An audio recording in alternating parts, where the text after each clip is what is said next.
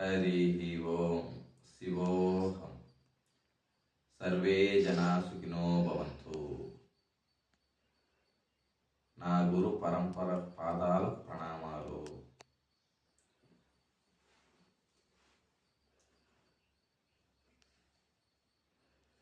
ఇప్పుడు నేను తెలియజేసేది ఏమిటంటే, నరజిష్టి జనజిష్టి అంటారు కదా, అటువంటి వారి నుంచి మేము ఏ విధంగా తప్పించుకోవాలి అనే దానికి సంబంధించి తెలియజేస్తాను. ప్రతి ఒక్కరూ సాధకులైన, సామాన్యులైన, మాంత్రికులైన, తాంత్రికులైన ఎవరైనా సరే నరజిష్టి జనజిష్టి అనేది మీ మీద విపరీతంగా ఉంది అనుకునేటువంటి వాళ్ళు ఎవరైనా ఈ ప్రక్రియ చేసుకోవచ్చు.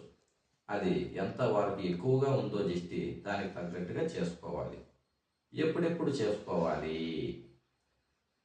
ఆదివారం చేసుకోవచ్చు, గురువారం చేసుకోవచ్చు, అమావాస్యకు చేసుకోవచ్చు, ఇంకా ప్రతినిత్యము కూడా చేసుకోవచ్చు. అంటే నిత్యం మాకు ఇబ్బందిగా ఉంది, మాకు ప్రతినిత్యము జన దిష్టి ఎక్కువ ఉంది, నరుల యొక్క దృష్టికి నల్లరాయ పగిలిపోతుంది అంటారు కదా, అట్టి దోషాలు తొలగిపోయేదానికి సంబంధించి తెలియచేస్తాను.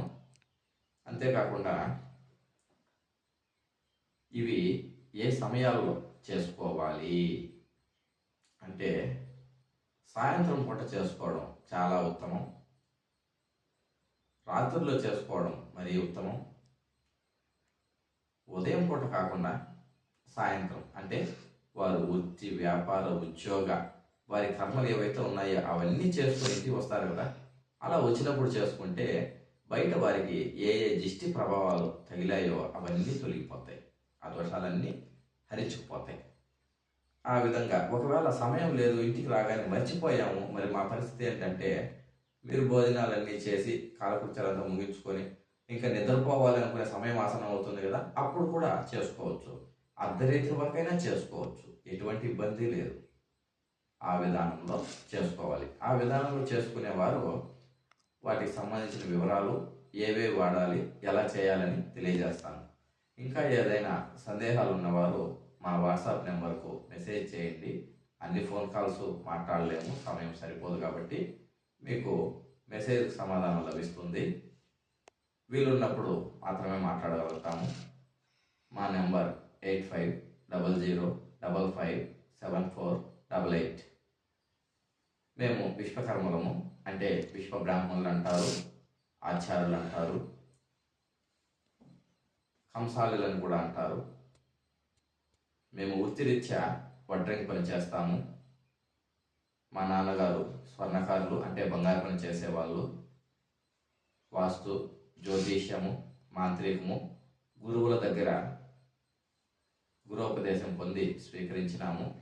లోక కళ్యాణం కోసం, ధర్మం కోసం, దైవం కోసం మాత్రమే చేయమని మాకు మా గురువులు సెలవిచ్చారు. స్వార్థానికి, దురాశకు, ఇతరుల స్వార్థానికి విద్యను ఉపయోగించకూడదని తెలియచేశారు. మా వద్ద నుంచి ఎవరైనా విద్యను కావాలని ఆశించిన వారికి కూడా మేము ఇలాగే హితవు చెప్పి విద్యనిస్తాము.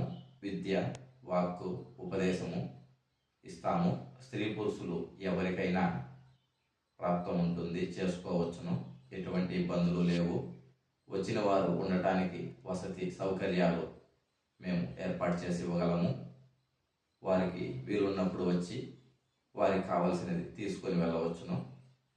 మరొక విషయం ఏమంటే, మేము ఒక గురువు దగ్గరికి వెళ్ళాము, ఒక మంత్రం తీసుకున్నాము, మేము 2-3 సంవత్సరాలుగా ఆ మంత్రాన్ని చేశాము, మాకు ఫలితం రాలేదు, మేము ఇంకోరిని నమ్మి ఎలా వచ్చేది అని సందేహపడే వాళ్ళు కూడా ఉన్నారు.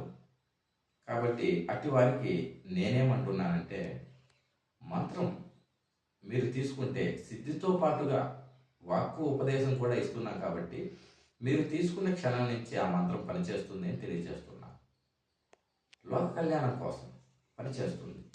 మీరు ఒక్క రోజులో నేర్చుకోండి, మరుసటి రోజు నుంచి ఉపయోగించండి, ఇతరుల బాధ తీర్చడానికి, లోక కళ్యాణం కోసము. సద్గురువులు అరుదుగా ఉన్నారు, వీధి వీధికి బాబాలు ఉన్నారు, కానీ సద్గురువులు మాత్రం అరుదుగా ఉంటారు. వారు లోక కళ్యాణం కోసం మాత్రమే ఆశించి చేస్తారు, స్వార్థం కోసం చేయరు. అట్టి వారి దగ్గర మీరు విద్యను స్వీకరించండి.